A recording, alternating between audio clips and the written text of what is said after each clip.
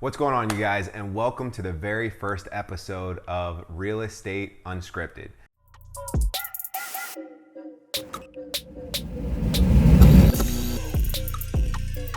So my name is Matt Hornaday, I'm your host, and then we've got my co-host David White over here, and we are the owners of RE Group based out of Boca Raton, Florida. And today we're going to give you guys a little bit of our background, how we got into real estate, where we transitioned our business to, and really where we see over time. We'll show you guys like where we see the real estate market going. So sit back and enjoy. All right, you want to toast it up to get started? Let's do. Cheers, my man. Cheers. So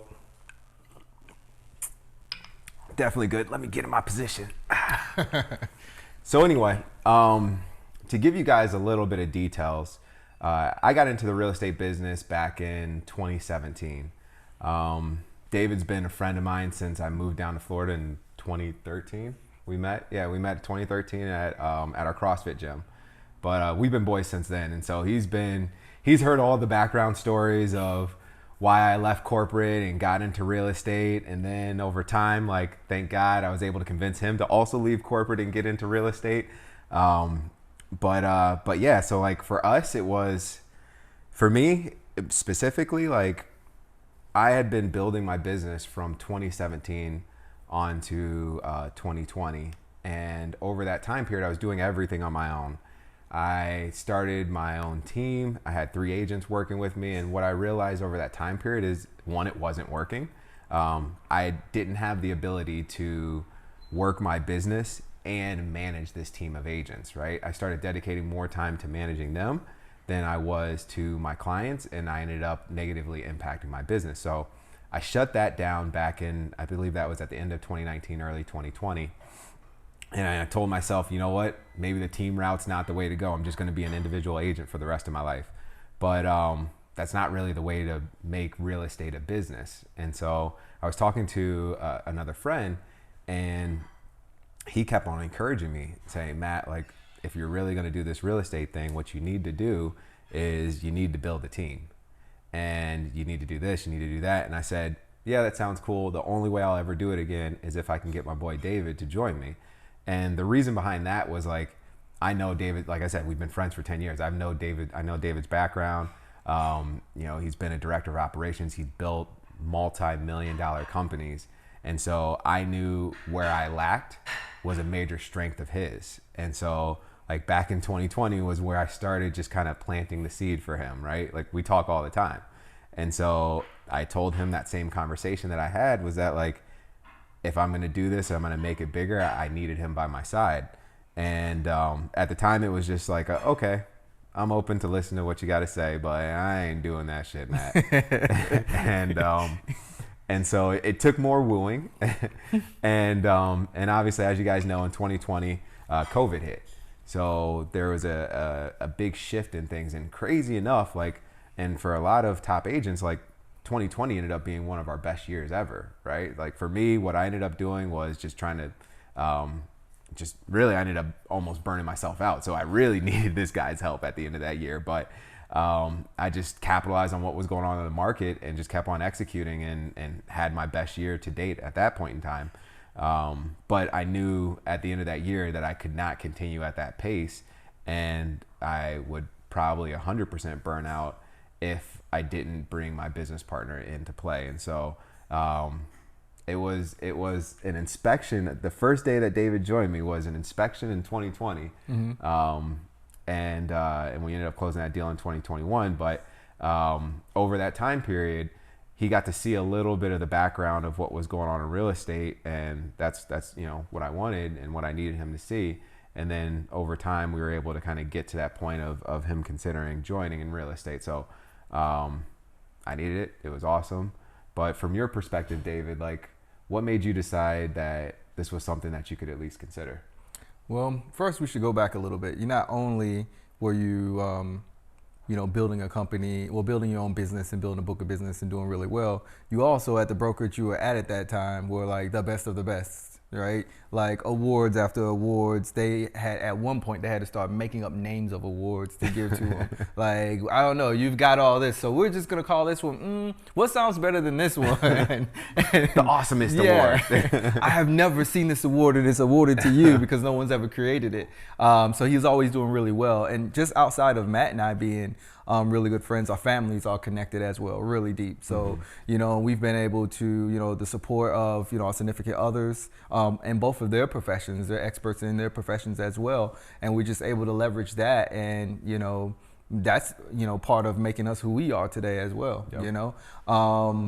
Matt is 100% correct in terms of like initially as like, there's no way in the world I'm going to be a realtor. You're not going to catch me doing that. I wasn't even his listing agent for the first couple of years. Wasn't. So I remember, because he's my friend, so I remember the whole time he's doing real estate, and I'm talking to my wife, and we just kept saying, I know Matt's doing well, but this guy, came to our house a long time ago, this other agent that we're actually partners with right now. He's one of our business partners. Mm-hmm.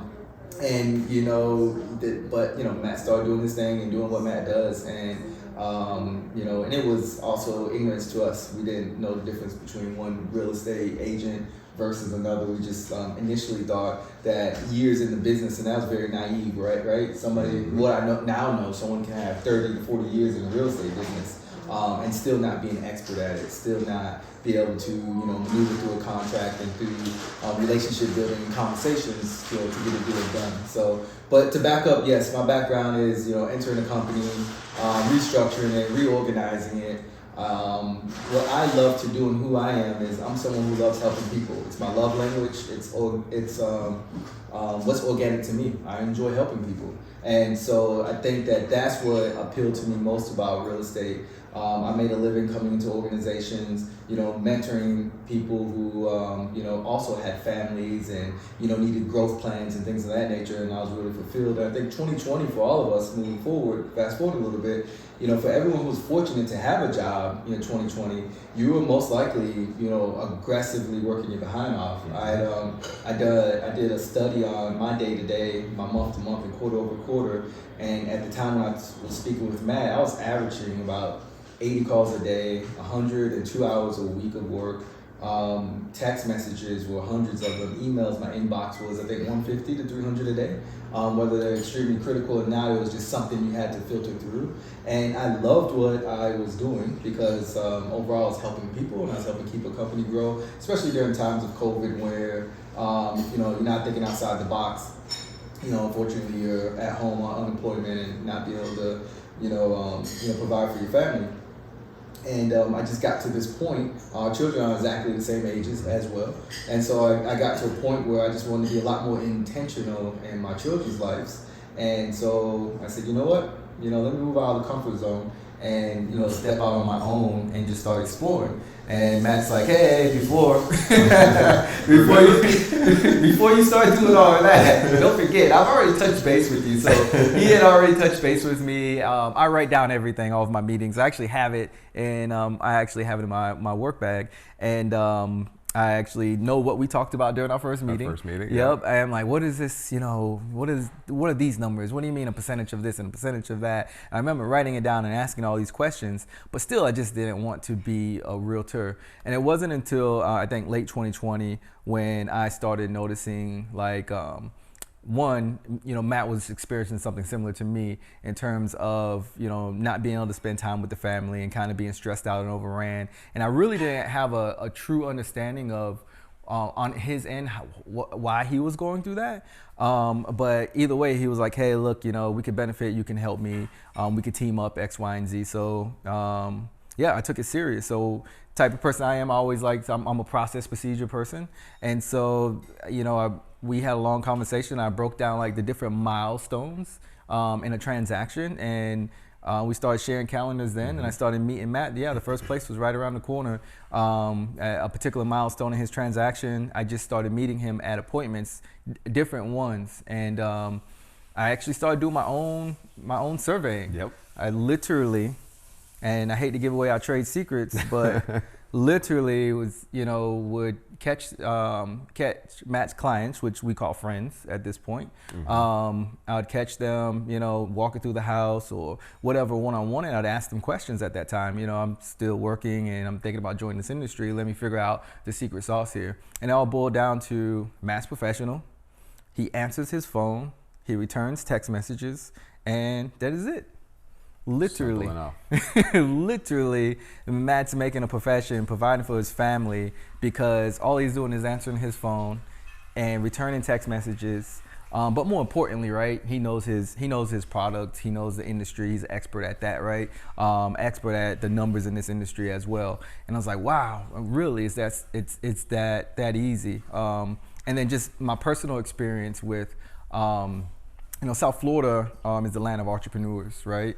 There's not a lot of major corporations or companies that, are relying on South Florida outside of, tourism and oranges. Other than that, everybody we deal with on a day-to-day is, a mom and pop shop that has just grown, multi-million-dollar organization. So there are customer service can be lacking, professionalism can be lacking, and Matt, not being from here, organically just, had all those qualities and traits. We're doing very well. Yeah. And then I started diving in and starting to understand like how he was struggling, right? During those times during COVID as well. We're sitting here in his home where it was being rebuilt and not being able to spend time with his family at the same time, and just really not having a lot of answers for that stuff, right?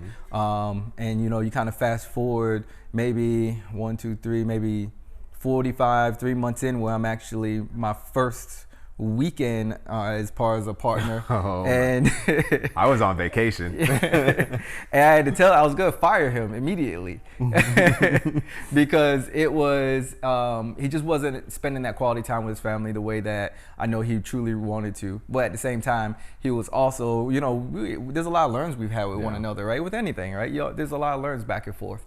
And so, I told him I got it, but at that time, part of our structure was, inbound calls. It would be new inbound calls and be able to take the call and make it happen. And Matt's concern was I just started and inbound calls were coming in left and right. And by the time I'd grab him, I'm like, who's grabbing the calls, man? And then I look and see Matt's grabbing the calls, so I had to text him like, hey, stop grabbing the calls, and he'd grab it again. You grab one more damn call. One more call, dude. That's it. We're done. Like, enjoy your family. I'm going to immediately start taking this over. I'll start handling it. Because, the way I am is, with any organization, any structure, I want to know how it is from the very bottom all the way up to the top. It's easy from the top to set goals and here's where we want to be and this is who we are and here's the culture. But, sometimes that doesn't trickle down to the bottom. The bottom has a different, a different perspective on it. And when you start from the bottom and start working that culture from the top end, so, I immediately start, answering the phones, introducing clients, introducing myself to them, and there just was not a lot of barriers to entering real estate for me, just because my experience with previous organizations, and this isn't a secret, Florida has a FAR bar contract, which is like the most genius thing in the world. The local, the Realtors Association partners up with the board. They create, 11 and 12 page document with a lot of riders and add-ons that you can use that primarily is 98% black and white. You just can't change it. And with my experience with the previous organizations, I'm used to looking at contracts, man, that, are hundreds of pages long, all customized based on, whatever, corporate America team of lawyers have created.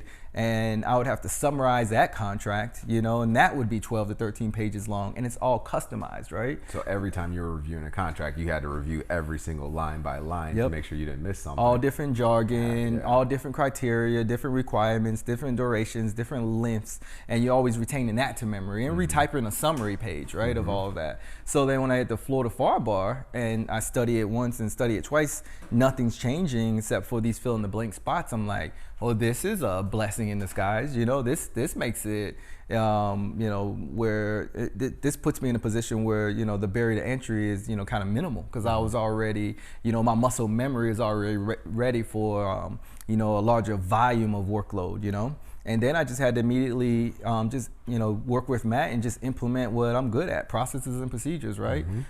Identifying software, identifying people, just in kind of teaming up and identifying, how do we want to partner? And like what Matt was alluding to a little earlier, strengths and weaknesses. I organically hate sales. I just dislike being in a position where I have to sell something in order to bring in revenue or get a paycheck, but like I said earlier, I love helping people. And so this put me in a position where I could just focus on creating processes and procedures that help people get into homes. And ironically, I think I started off, we ran across a lot of FHA buyers, which was crazy. So, fast forwarding to like kind of transitioning here from how we met and actually working with one another, transition into some of the first deals that came up with our friends who ended up getting the property right there off of Turnpike in Fort Lauderdale, that client, and FHA first home time buyers in a uber competitive market, right? We're in a market where you have to at least come to the table $25,000-$30,000 above ask, if that ask price is a fair ask price, right? Not this inflated price. A lot of people get the market kind of confused in terms of where homes are being sold for based in comparison to where they're being listed at. So a home that's being listed at fair market value in line with their comps, they were going above 20 to 30,000 above.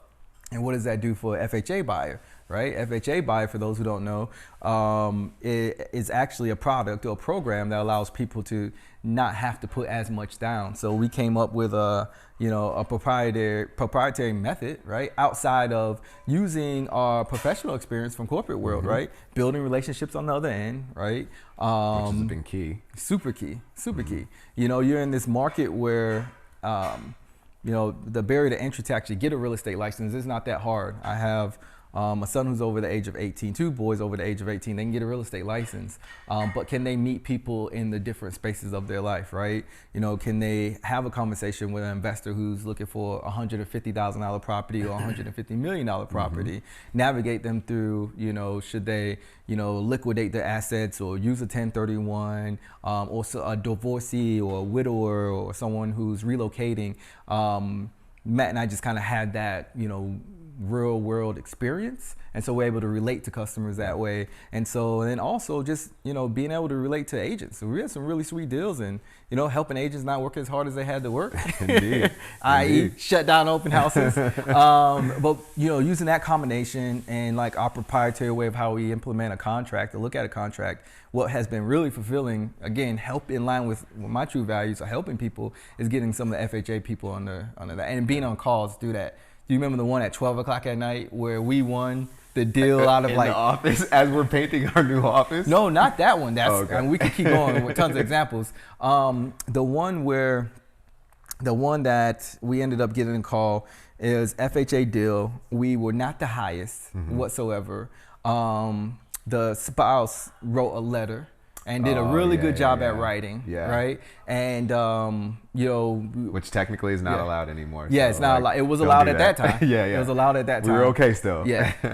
And then how I handled it. I came into the open house. I already had everything together. It was a very thorough agent who had everything. The agent had everything they wanted and required all online. And what you find is, a lot of people don't have the work ethic to go through and read all of that. And I've just been programmed to read everything, right? And so I had all the documents filled out. I had all the little small instructions done. We really just wanted to see the home and what it looked like. And, standing right in front of her, I just pressed send and said, here's your offer. We're ready to rock and roll. And she was like, but you got to do A, B, C, D, E, F, and G. Done. I was like, you didn't check your email. You didn't check it. I did all of that and blew away. Like, oh my God, every single thing. Oh my God, this is like the best. And she wanted to shut her open house down then too. And ultimately we won that contract, but we got that call like at 12 o'clock at night, celebrating with the family on the other line. The four of us actually, agents that are representing both sides, and the seller and the buyer all on one line, and everyone telling one another how much they appreciated the deal. And we were not by far the highest, but it was an FHA deal that we were able to get on the contract, just using our experience, both personally and our previous professional experience, man. And so. And one of the things, just to jump in, like that when you came in, it's not like when I started real estate, it was a buyer's market, right? So we had an abundance of inventory. I could show somebody 10, 15 houses and they could decide which one they wanted from that. Yeah. Versus like when you came into the shit, dude. Yeah. Like straight 2021, the most ridiculous real estate market that you're ever going to experience, and it's continued on to 2022 as well. But I mean, we're talking 10 to 20 offers per property, like one day on the market. You're going significantly above ask. People are waiving inspections, waiving appraisals, all this crazy stuff. And this is like your first glimpse into real estate. And not only did you catch on to that quickly, like you were able to execute quickly. So just like that story that you're talking about, if you guys don't know, like, you know, in 2021 and in 2020, trying to get an FHA buyer under contract when you've got all these cash offers, like that stuff is hard, man. Yeah. And so that was huge. That was huge. Well, the blessing of that as well is you were in the industry a lot longer than me. So for me now, I guess, you know, as I'll be an old whippersnapper, that would be like, that's just normal to me. So when the market does actually slow down, that's going to be abnormal to me, right? Like, what is this? What's happening? And how do I re-strategize? Like, yeah, you know, and I honestly, you know, now being in the industry, I think back about my first time buying a home, and it's funny when you think about it, because there are a majority of Americans still are accustomed to that process where, you know, we joke, and there's certain TV shows where they go around looking at all these properties and then they sit down and they say, oh, one had X, Y, and Z, and then the cameraman shoots the 1 and then 2 and 3. And I joke and say, in this market, it's like, yeah, so 1, nope, sorry, that one's under contract. 2, nope, that's under contract. 3, nope, but that shack over there is for sale. And if you want it, you better go get it now. $500,000 today, we'll get it done and for get you. it done now. So we've all been kind of in that, if you bought any property prior to 2019, you know, you're used to that.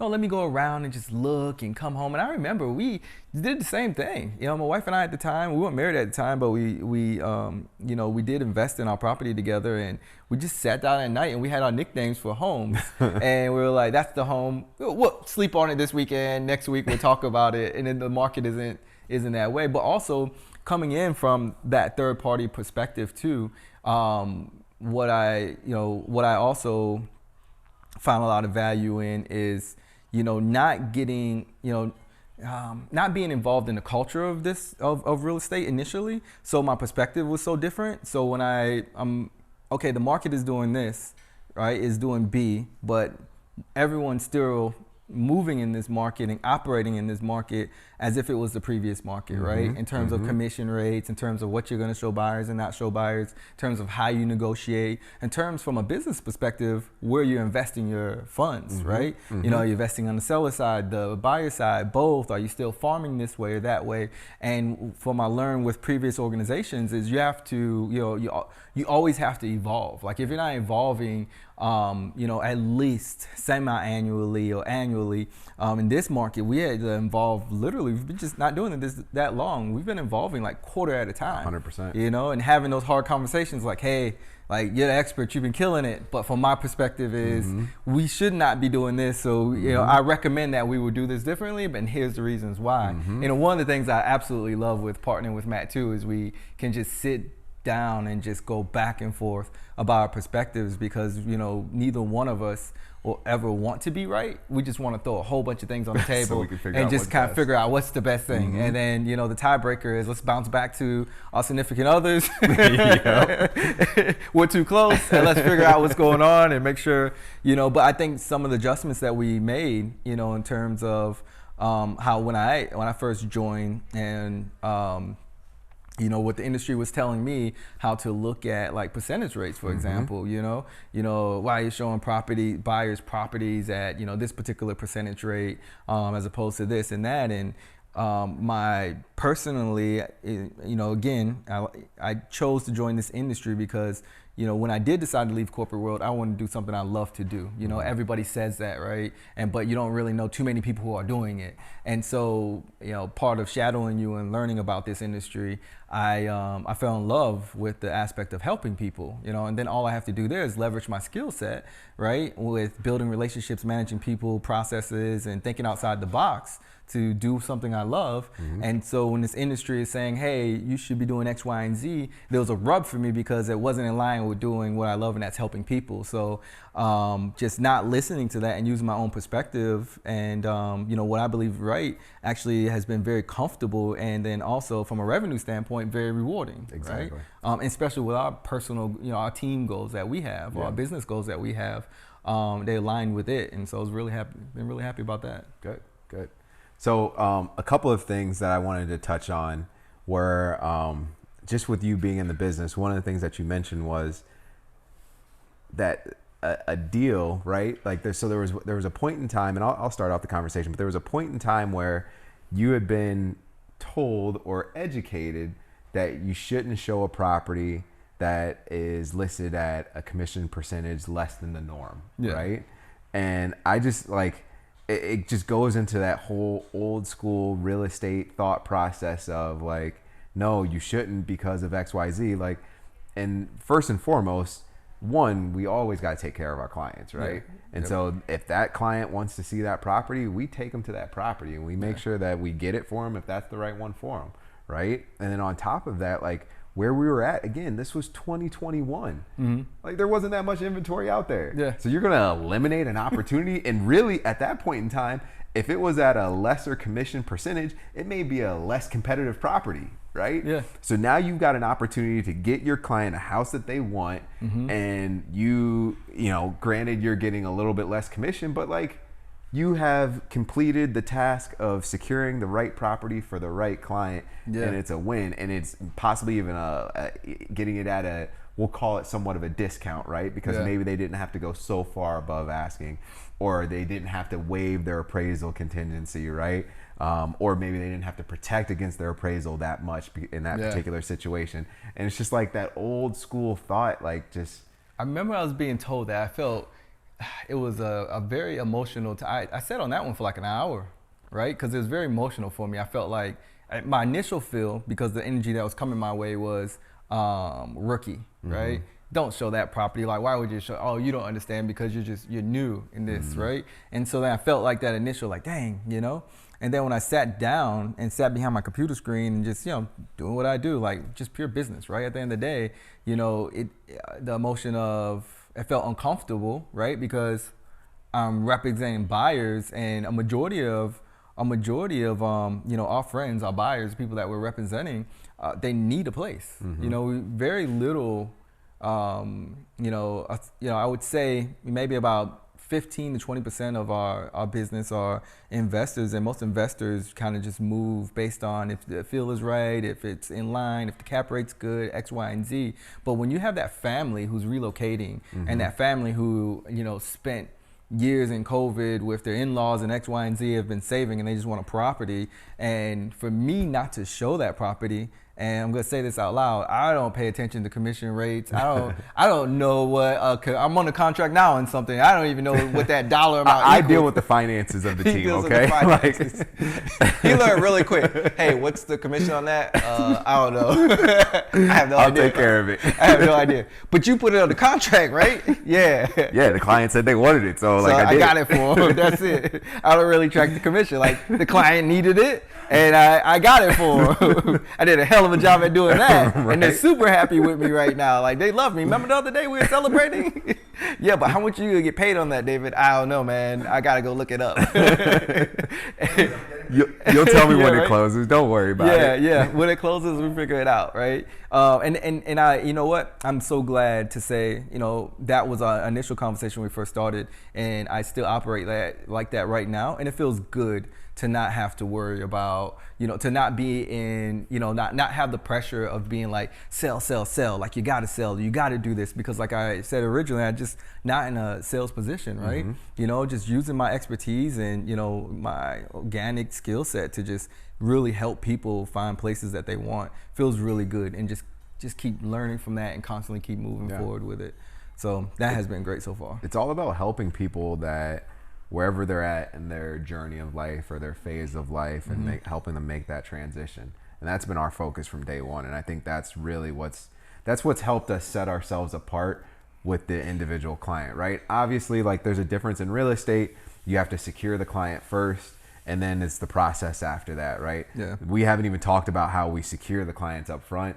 That'll be a whole different conversation on a different day. But like right now, it's been really just focusing on what we're doing, like to get them under contract and building that relationship long-term with them as well, which is also very key. Like you don't just end the relationship like, boom, you're under contract.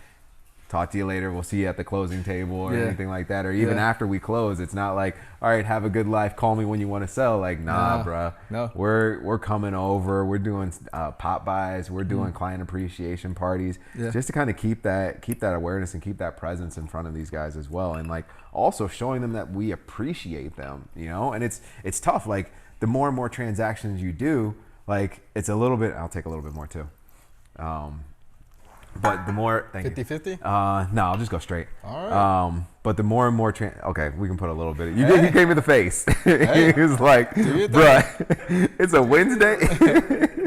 I was just gonna minimize it if it was straight. We are midday. I want to get through it before we be slurring. Yeah, you're right. This will turn into a whole different podcast in a second. Because we can talk. But yeah, and so like it's about, to me, it's really about doing those little things. And like I was saying, so like as you're doing more and more transactions, thank you, sir. We get to a point where like we can't do as many one-on-ones with our clients, right, and with our friends. And we still try to do as many as we possibly can, but that's where the client appreciation parties come into play too. Yeah. And it's awesome because not only do we get to spend some one-on-one time with them, we get to connect them with other like-minded people. Yeah. And you're a master at that. I remember when we first became friends and we first started hanging out, you had a party at your house, and you invited Nacy and myself over there, and then you had a bunch of other friends, and you were like, you had specific people that you wanted to connect. Of course, and now that you say that, of course I do, right? Because how I focus on people and their personalities, right? And I can see it. But go ahead. So the person you connected me with, I've been friends with ever since that day, right? That was Burger. Oh, yeah. Wow. And so like after that, like I think a year or two later, Burger invited me to come and play on his flag football team. Granted, that's also why I have a broken ankle now. Yeah. But it's recovering. But Burger invited me to come play on his football team, and like we've been boys ever since then. And you've been able to help him secure a place. Exactly. Yeah. So we helped him buy a place in 2020 as well. And actually, no, that was it 2020? God, the time flies. 2020, 2021.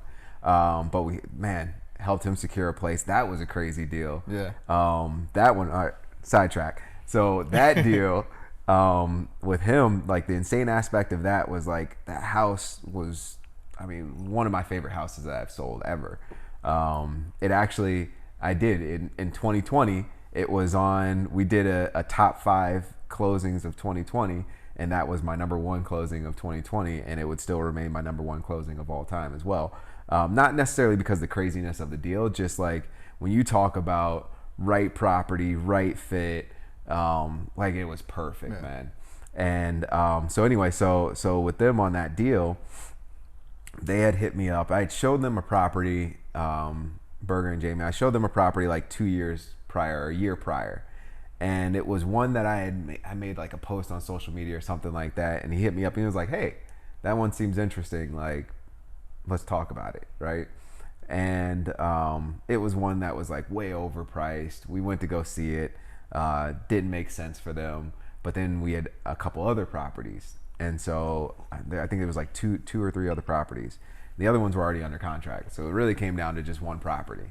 And so like, I think like when you talk about a property that looks 10 times better when you see it in person versus the photos, when we were going to see it, I thought like, yeah, this will just be another one that we go and check out. Yeah. And I get there and I'm like, oh my gosh, this house is amazing. Yeah. And so we walk through it, and you can tell with your clients and your friends, like as you're going through a house, you know if they want the house or not. Yeah. And so I could already sense it. So by time we literally we got to the front porch and Jamie's like, Matt, I want this house, make it happen.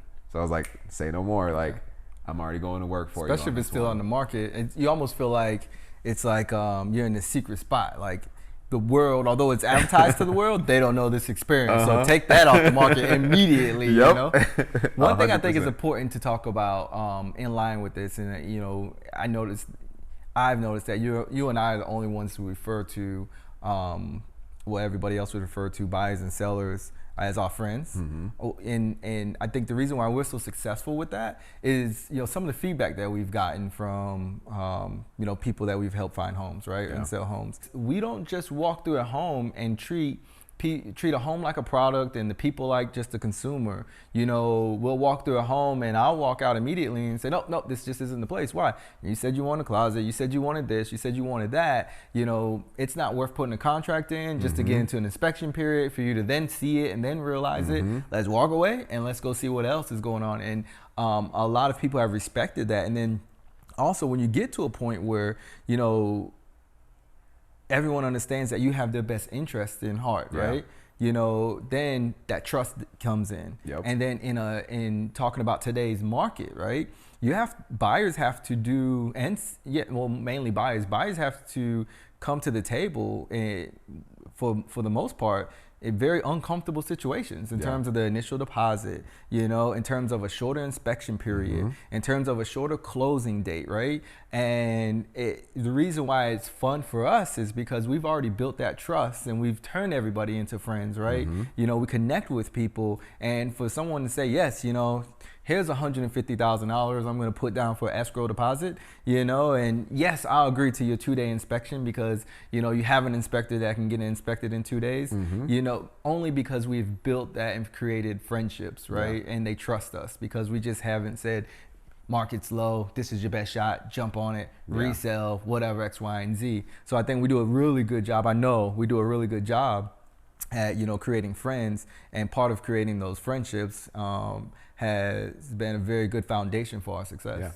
You know? I think going into that, like one of the biggest things is, and what we've coached our agents is about not being commission hungry, right? Because I feel that when somebody is commission hungry, they start making decisions for themselves rather than their clients. So true, man. So true.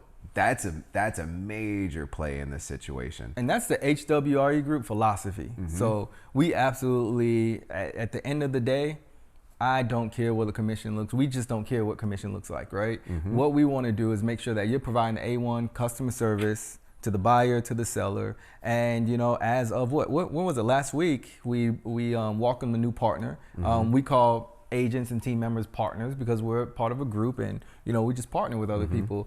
And hey, David, you know, I wanted to get some script on X, Y, and Z. So instead of me taking the time to go through and say, oh, here's the script when someone calls you, or here's the script where this and that, I completely avoided any scripting, right? Instead, we just focused on getting you educated on today's market, helping you become the expert at what's happening in today's real estate market, right? You don't need a script to connect with people.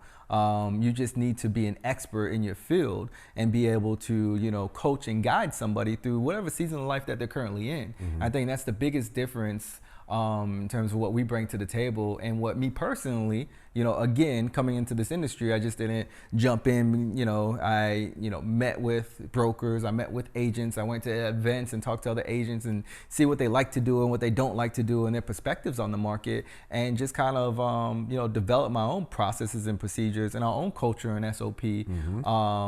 And without this feel like, you know, you're using these strategic words to maneuver through a conversation to get somebody to do something that they otherwise wouldn't, you know. Instead, hey, welcome to our family. We're all a group of friends, and we're going to leverage our network and our turnkey system. You can talk about that a little bit too, right? That's what I love, is just our turnkey system that we receive zero kickbacks for outside of a successful closing and constantly moving forward and getting a lot of transactions on the deal. 100%. So just to jump into that, so like what we focus on when it comes down to our clients is we're trying to make this process as stress-free as possible, right? We don't want them to have to go search for something or identify somebody to do this or that for them or whatever it may be.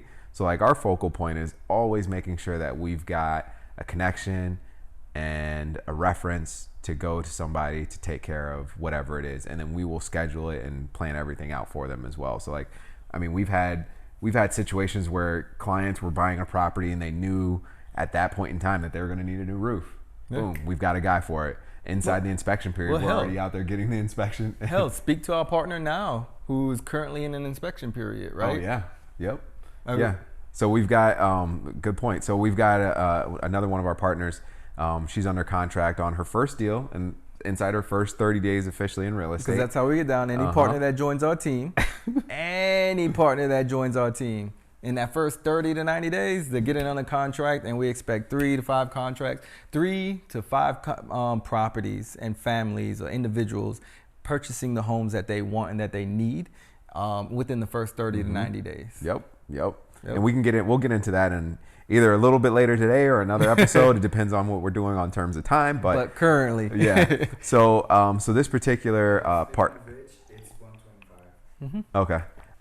So we'll wrap it up after this one. So with this particular partner, so what she was going through is a house completely remodeled. And of course they didn't pull a permit for not a damn thing in that house. You gotta at least pull one for the roof. Not even the roof. Like, do the walls, move your bathrooms around. But insurance cares about one thing. That's the only thing they had to do. They care about the roof. And so not even the roof. And the particular agent, like, they're sitting there talking like, oh, well, we didn't touch the roof. If you see the picture, they bought the house 2 months ago. Yeah. And if you see the pictures from 2 months ago, it ain't the same roof, dude. Yeah. It is not the same roof. So anyway, it's a seller's market, so they can do it. Yeah, exactly. So what we focus on is what can we do strategically to help our client out if they do want to move forward, right, and successfully be able to close on this property and not cost them an abundance of additional cash, right? So our conversation and what she was working on is she contacted one of our partners, so our roofing contact, right, to see if we can get an engineer out there and get a cost and an estimate of what that would cost to do a post permit, so like re-permitting the roof after it's already been completed. Now you might say, why do we want to do this? Well, there's a difference in insurance whether you have a roof that shows that it has a permit and has a physical age on it versus no permit whatsoever, no physical age. Your insurance quote is going to be significantly higher if you don't have that, right? In this case, insurance feels like the roof is at its end of life. Exactly. Because there is no permit to prove otherwise. And the other thing behind that is like what's going on with some insurance companies is that they'll go ahead and they'll insure the house. No problem. Cool. Yep. You can close. And then 2 months later, they come around and they're like, there's no life left on this. We're going to drop you. Otherwise, you got to replace that roof. And so we're trying to combat that up front in this particular situation. And so what the focal point has been is, all right, what can we do to get an age on this roof, right? Essentially re-permit the roof or permit the roof for the first time, actually, after it's already been done. So she was hammering the phones yesterday, figuring out strategies and what we could do. And then on the phone with the city. Exactly. She called the city. She called our roofer. She got in it. So at the end of the day, what ended up happening is that she needed to have an engineer come out. The engineer needs to inspect a portion of the roof and then give their stamp of approval. And then from there, they will be able to use that to get a permit. And so she got all of that situated and coordinated. So now she's off to 2 days ago, it was, this deal may not close anymore. Like this is going to be tough. Like I have to tell my client. And then now she's 100% solution oriented. Boom, this is what we're going to do. The client's extremely ecstatic about being able to keep this property. And we just have to do X, Y, Z to move this thing forward. And so something that seems very tedious and, oh Lord, what we have to do, we're just able to leverage our turnkey partners. Like we have someone for every issue that would come up inside real estate, outside of real estate, right? Yeah. Well, this client's on a cruise right now. Right. So exactly. He's enjoying his vacation. So when you hear engineers, when you hear permitting department here in roofing, it's like, hey, no, just call this guy. He'll get you squared away and get you a quote, and then you'll be good to go and you'll be comfortable. The buyers will be happy. We have them taken care of. We always have someone from the front end, whether you need, a lender, from insurance, from roofing, from a handyman, to a title company, to closing, to landscape, to pest control. We've 1031 intermediary, which is actually really important too. So let's jump on that real quick. I've had a client who used their own because they secured their 1031 before they connected with me, and they talked about how bad that process was. Like, that's something where, like, if you have to use a 1031 intermediary, you don't want to just choose some random person. You want somebody who's going to educate you along the process and make sure that you're going to minimize your tax burden as much as possible and use that 1031 exchange to its full potential. And this client didn't, because they ended up in a situation where they actually took some of the cash from the property that they sold early on because she didn't know. And she's got a huge tax bill on that money now.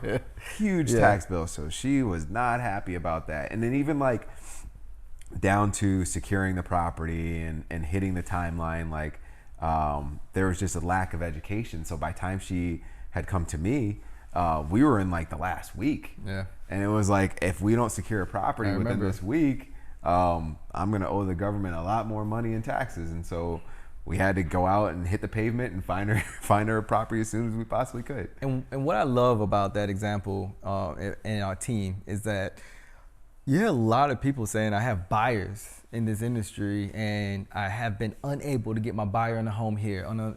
We just don't have that issue because we're able to, inventory is low. So what inventory low for us just kind of means like, hey, we have to set your expectation as a buyer for what you can and cannot afford, right? And what's still in line with what you're looking for.